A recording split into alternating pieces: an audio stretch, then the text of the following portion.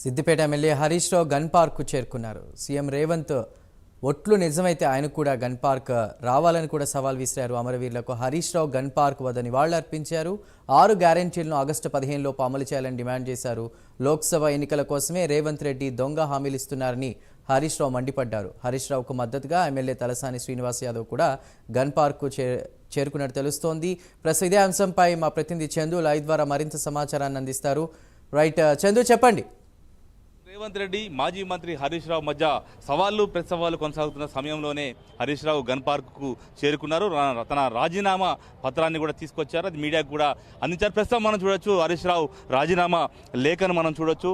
ఇక్కడ స్పీకర్కు ఆయన లేఖ రాశారు. శాసనసభ ఎన్నికల సందర్భంగా కాంగ్రెస్ పార్టీ ఇచ్చినటువంటి 2 లక్షల రుణమాఫీతో పాటు 6 గ్యారెంటీలను మొత్తం 13 హామీలు సీఎం రేవంత్ రెడ్డి చెప్పినట్టు ఆగస్టు 15న అమలు చేస్తే నేను నా శాసనసభ సభ్యత్వానికి అదే రోజు రాజీనామా చేసినట్టు పరిగణించి ఆమోదం తెలపాలని కోరడం జరిగింది. మొత్తం కోరడం గురించి కూడా ఆయన లేఖ రాశారు. ముఖ్యంగా 2023లో జరిగినటువంటి శాసనసభ ఎన్నికల సందర్భంగా కాంగ్రెస్ పార్టీ 6 గ్యారెంటీల రూపంలో మొత్తం ప్రజలకు 13 హామీలు ఇచ్చింది. ప్రభుత్వం ఏర్పడిన 100 రోజుల్లోనే వీటిని అమలు చేస్తామని చెప్పింది. కాకుండా 2023 డిసెంబర్ 9న రైతులకు 2 లక్షల రుణమాఫీ చేస్తామని కూడా సీఎం రేవంత్ రెడ్డి హామీ ఇచ్చి ఇప్పటికీ ప్రభుత్వం ఏర్పడిన 4 నెలలు దాటినప్పటికీ కూడా హామీ అమలు కాలేదంటూ కూడా హరీష్ రావు ఈ లేఖలో పేర్కొన్నారు. ముఖ్యంగా చూసినట్లయితే ఖచ్చితంగా రైతు రుణమాఫీ 15 ఆగస్టు లోపల రైతు రుణమాఫీ చేయకపోతే ఖచ్చితంగా రేవంత్ రెడ్డి రాజీనామా చేయాలి, రాజీనామా చేయాల్సిందే అంటూ కూడా ఆయన ఈరోజు గట్టిగానే డిమాండ్ చేసిన పరిస్థితి మనకు కనిపించింది.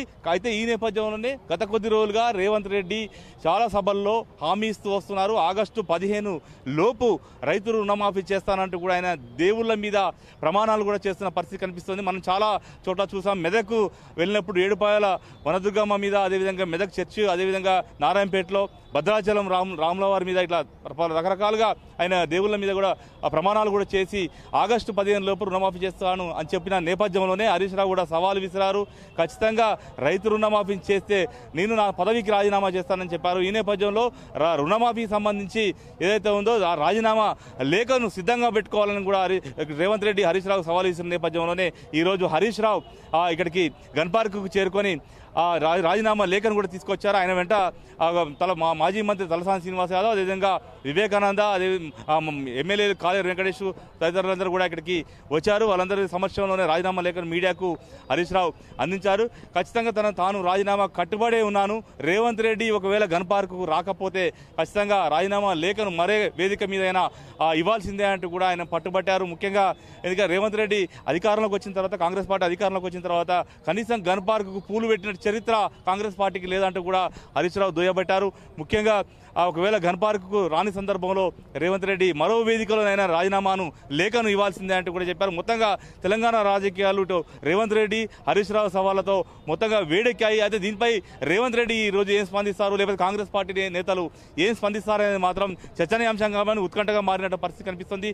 ఉదయం నుంచి కూడా కొంత హైడ్రామా అయితే నెలకొంది. హరీష్ రావును గన్ పార్కు వద్దకు పోలీసులు రానిస్తారా లేకపోతే రానివారా అనేటువంటి ఉత్కంఠ అయితే కొనసాగింది. కొంతమంది కార్యకర్తలందరినీ కూడా ఇక్కడి నుంచి వాళ్ళు పంపించారు. 144 సెక్షన్ ఉన్నందున ఎవరు రావద్దంటూ కూడా పోలీసులు చెప్పిన నేపథ్యంలో హరీష్ రావు కూడా వాళ్ళందరికీ కార్యకర్తలను వారించి ఒక 4 నేతలు మాత్రమే గన్ పార్క్ వద్దకు వచ్చి హరీష్ రావు తన రాజీనామా లేఖను మీడియాకు అందించారు. ఖచ్చితంగా ఈ హామీకి తాను కట్టుబడి ఉన్నాను, రైతు రుణమాఫీ చేస్తే ఖచ్చితంగా స్పీకర్ తన రాజీనామాను ఆమోదించుకోవచ్చు అంటూ కూడా సవాల్ ఇచ్చిన పరిస్థితి మనకు కనిపించింది. Over to studio.